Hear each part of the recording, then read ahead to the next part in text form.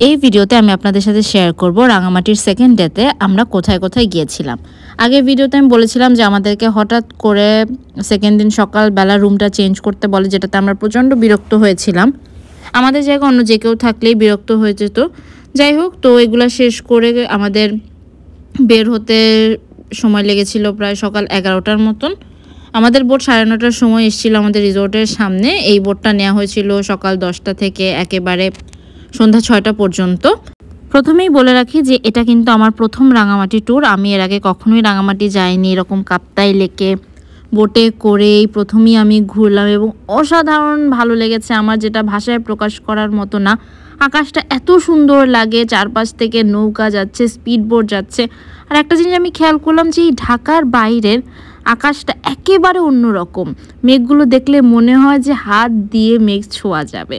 তো অনেকক্ষণ নৌকা করে ঘোরার পর আমাদেরকে একটা জায়গা আনা হলো, যেখানে একটা এরকম হোটেল বা রেস্টুরেন্ট যেটাই বলে খাওয়ার জায়গা, এটার নাম ছিল রাঙা। তো এখানে আমরা আমাদের দুপুরের খাবারটা অর্ডার দিয়ে আবার বোটে করে বের হয়ে যাব। যেহেতু খাবার তৈরি করতে বেশ সময়ই লাগে, তাই প্রায় 2.5 ঘন্টা আগেই আমরা আমাদের খাবারগুলো অর্ডার দিয়েছিলাম, যে যেটা খাবো। খাওয়া অর্ডার দেওয়ার পর ওখানে আমরা একটু চা কফি খেয়ে আবার বোটে উঠে বের হয়ে যাই। আমাদের মেইন যে স্পটটাতে আমরা যাব সেটা হচ্ছে শুভলং ঝর্ণা।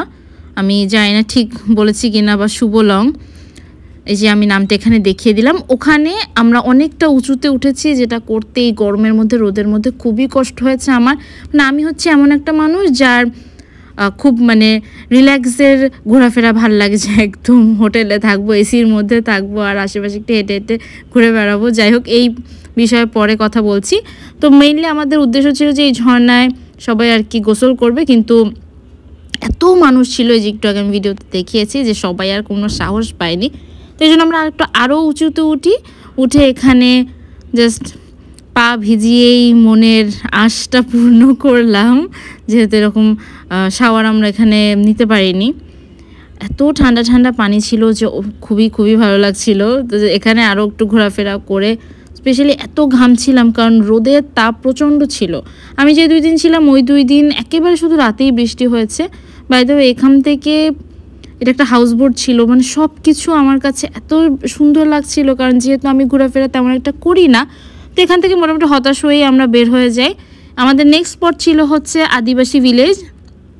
এখানে আমরা আসতে শুভলং ঝর্ণা থেকে প্রায় 15 মিনিটের মতো লাগে, 15 থেকে 20 মিনিট। তো এখানে এসে আমরা ডাবটা খাই, যেহেতু সবাই অনেক টায়ার্ড হয়ে গিয়েছিলাম, ডাবটা অনেক এনার্জেটিক হয়ে যায়।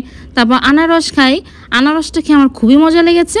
এরপর হচ্ছে এখানে মেইনলি যে আপনারা কেনাকাটা করতে পারবেন, এখানে ওদের নিজস্ব অনেক দোকান আছে। এখান থেকে আমি অনেক জিনিস কিনি, যেগুলো আসলে আমি দেখাতে পারিনি, ক্লিপ নিতে পারিনি, কারণ প্রচণ্ড টায়ার্ড ছিলাম। এরপর আবার বোটে করে আমরা চলে আসি হচ্ছে সেই রাঙা রেস্টুরেন্টে, যেখানে 2.5 ঘন্টা আগে আমরা খাবার অর্ডার দিয়েছিলাম। আমরা নিয়েছিলাম এই ব্যাম্বো চিকেনটা, যেটা হচ্ছে খুবই ইন্টারেস্টিং, বাঁশের মধ্যে থেকে চিকেন বের করে। আমি এর আগে কখনো এটা ট্রাই করিনি, এইবারই প্রথম। এটা টেস্ট ভালোই ছিল। আর সাথে আমরা নিয়েছিলাম ডিম হেবাং, যেটা একটা আমি জানি না ডিমের প্রিপারেশন, এটা আদা দিয়ে করে। এটা নিয়ে আমি খুবই এক্সাইটেড ছিলাম, কারণ এরকম আইটেম আমি আগে খাইনি। তার সাথে কাচকি ফ্রাই। তো এই ডিম হেবাংটা মুখে দিয়েই আমি ভেবেছিলাম খুবই মজা হবে, কিন্তু হঠাৎ করে আদার এমন একটা ধাক্কা খেয়ে যে আমার মুখের এক্সপ্রেশনই পুরো চেঞ্জ হয়ে গিয়েছে। ওদের সবচেয়ে মজার আইটেম ছিল কাচকি মাছ ফ্রাই। আপনারা যদি রাঙা রেস্টুরেন্টে যেয়ে থাকেন তাহলে এটা মাস্ট ট্রাই আইটেম। এবার আপনাদের একটু বোটের আওয়াজ শুনে। এরপর রোদ সরে গেল আর আমরা আরও কিছুক্ষণ বিকেলবেলা বোটে করে ঘুরলাম। আমরা ছিলাম টোটাল 6 জন এবং আমাদের বোট ভাড়া এসেছিল 3,500 টাকার মতো, আর আমাদের রেস্টুরেন্টে বিল ছিল 3,000।